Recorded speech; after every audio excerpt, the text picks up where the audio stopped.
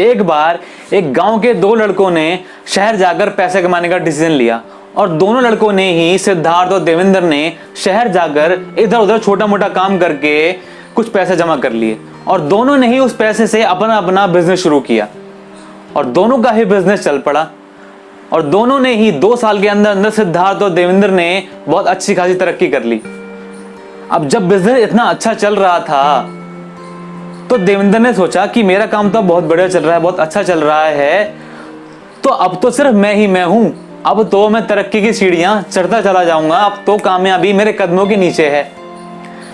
लेकिन उसकी सोच के अपोजिट बिजनेस में उतार चढ़ाव की वजह से उसे उस साल बहुत लॉस झेलना पड़ा। देवेंद्र को उस साल बहुत घाटा हुआ। अब तक जो इंसान आसमान में उड़ रहा था वो एकदम से धरती पर आ गिरा। अब देवेंद्र परेशान हो गया और वो रीजन ढूंढने लगा जिसकी वजह से उसका बिजनेस मार्केट की मार नहीं झेल पाया था। तो उसने सबसे पहले सिद्धार्थ की बिजनेस की कंडीशन का पता लगाया, क्योंकि दोनों ने ही साथ में बिजनेस शुरू किया था। अब वो ये जानकर हैरान हो गया कि सिद्धार्थ का बिजनेस, सिद्धार्थ मुनाफे में था। इस मंदी के दौर में भी, इस उतार चढ़ाव में भी, इस अप्स एंड डाउन्स में भी सिद्धार्थ ग्रो कर रहा था, उसका बिजनेस प्रॉफिट में था। अब वो सोचने लगा कि ये हुआ कैसे।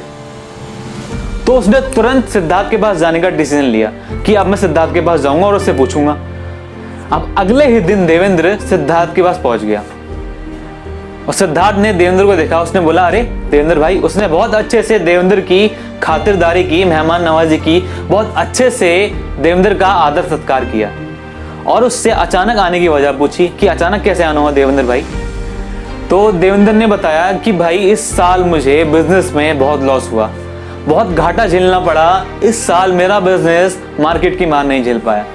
लेकिन तुम भी तो इसी बिजनेस में हो, तुमने इतना प्रॉफिट कैसे कमाया, तुमने इतना ग्रो कैसे कर लिया, मैं ये जानना चाहता हूं। तो सिद्धार्थ ने देवेंद्र की बातें सुनी और उसके बाद सिद्धार्थ बोला कि भाई देवेंद्र, मैं तो बस सीखता जा रहा हूं, अपनी गलतियों से भी और दूसरों की गलतियों से भी, और मेरे सामने जो प्रॉब्लम आती है उससे भी सीख लेता हूं। तो अगली बार अगर वैसी ही प्रॉब्लम मेरे सामने आती है तो मुझे उतना नुकसान नहीं उठाना पड़ता, मैं उसका सामना अच्छे से कर पाता हूं। और ये सीखने की आदत, ये मेरा सीखने का नेचर ही है जो मुझे लाइफ में आगे बढ़ाता हो जा रहा है।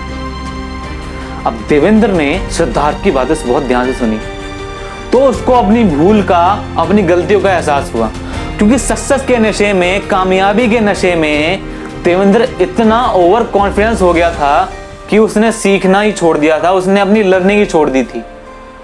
देवेंद्र अब ये डिसीजन लेकर वापस लौटा कि वो अपनी लर्निंग कभी बंद नहीं करेगा, कभी भी सीखना बंद नहीं करेगा। और उसके बाद देवेंद्र ने लाइफ में कभी पीछे मुड़कर नहीं देखा और तरक्की की सीढ़ियां, कामयाबी की सीढ़ियां वो चढ़ता चला गया। अगर हमें कामयाब होना है तो इस लाइफ को स्कूल मानकर हमें हमेशा सीखते रहना चाहिए, क्योंकि इस दुनिया में हमेशा नए चेंजेस, नए बदलाव, नए डेवलपमेंट होते रहते हैं। तो अगर हम ये सोचने की भूल कर बैठे कि मुझे सब पता है, मुझे सब आता है, तो इस लाइफ की दौड़ में हम बहुत पीछे रह जाएंगे। और इस लाइफ की दौड़ में जीतता वही है जो लगातार दौड़ता रहता है, और जिसने दौड़ना छोड़ दिया उसकी हार पक्की है। तो अपने अंदर सीखने की एक्साइटमेंट हमेशा बनाए रखिए, फिर चाहे कोई भी बदलाव, कोई भी उतार चढ़ाव आए, आपको आगे बढ़ने से नहीं रोक सकता। एंड ये वीडियो आपको अच्छी लगी हो तो वीडियो को लाइक कर दीजिए जल्दी से और शेयर कीजिए अपने सोशल मीडिया पर, अपने व्हाट्सएप के हर ग्रुप में। अपनी टीम को टैग कीजिए, अपने टीम मेंबर्स को शेयर कीजिए ताकि वो भी इस स्टोरी से इंस्पायर हो पाए। और चैनल को सब्सक्राइब नहीं किया है तो बिना सब्सक्राइब किए मत जाइएगा और बेल आइकन ऑन कर लीजिए so you don't miss the upcoming videos. And मैं मिलूंगा आपसे अगली वीडियो में, तब तक के लिए दिस इज धनु शर्मा साइनिंग ऑफ।